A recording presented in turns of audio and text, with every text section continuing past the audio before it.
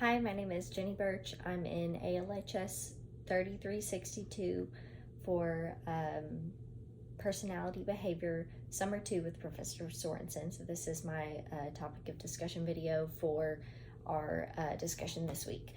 I've chosen the topic over attitudes and beliefs. So just to get into that, we've been reading chapter 4 and 5, and I'm either going to be using chapter 4 and 5 as my references or just personal life beliefs that or experiences rather that have affected my opinion on this topic. So our attitudes usually have some sort of personal feeling attached to them. So something that makes us feel a certain type of way whenever it happens, where a belief usually has something to do with how we were raised, what situation we were raised in, or just how our parents brought us up, kind of thing. So I'm going to be pulling from both of those experiences throughout my discussion. So since an attitude has something to do with how we personally feel about something, it's our initial reaction. It's our human instinct to react with our attitude, or believe we were taught to react like that. An attitude, for an example, towards a certain person who has done a friend wrong, kind of thing. So like somebody in our life who may have treated somebody that you care about so much, has treated them in a bad way or a rude way or something like that. That is going to affect our attitude towards that person. So if somebody goes and talks about one of my friends behind their back, whatever, just an example, talks about a friend behind their back, we're going to have a human instinctual reaction to, I don't like that person. They're not cool with me because they're not cool with my friend, So an attitude is really just an initial personal reaction that we have towards something. It's like almost our fight or flight mode.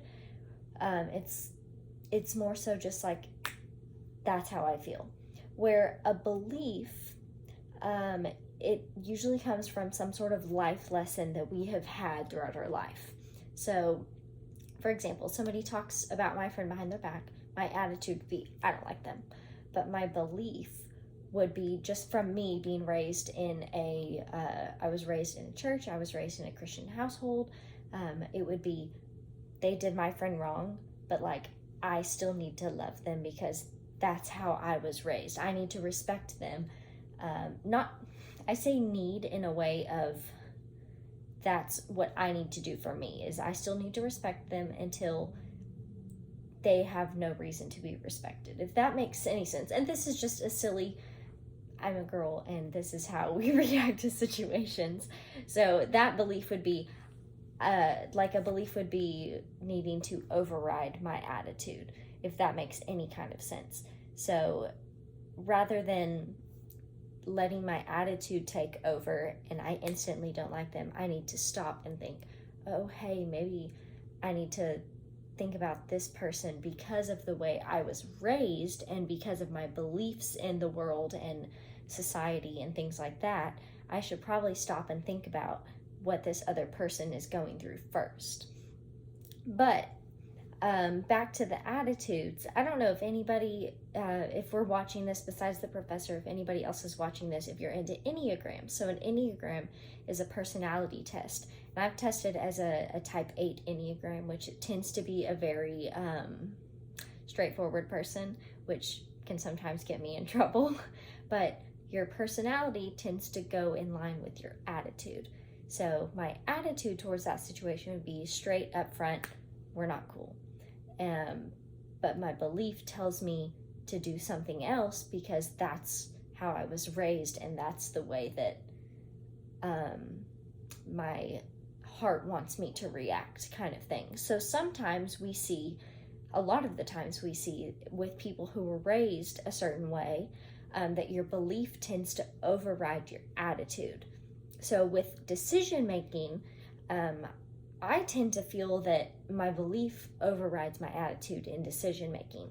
Like, I was raised a certain way, so I need to try and calm down my attitude a little bit so that I'm able to react in the way that I believe I should react, if that makes kind of any sense. I don't know if anybody else does Enneagrams, but I feel like that's very accurate.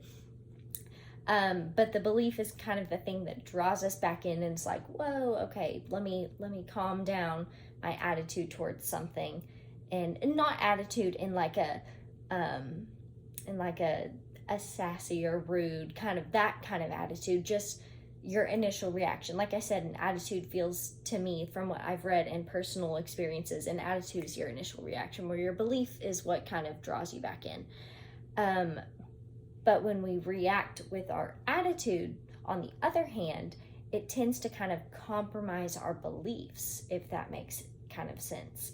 So with me, my attitude towards certain situations may be initially no, but my belief wants me to kind of gradually say yes and understand, so that I have a full understanding of the situation.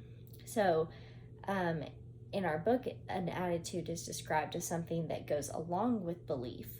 But I do agree, but I also disagree, as they feel very different to me. And they do come together and try and understand each other.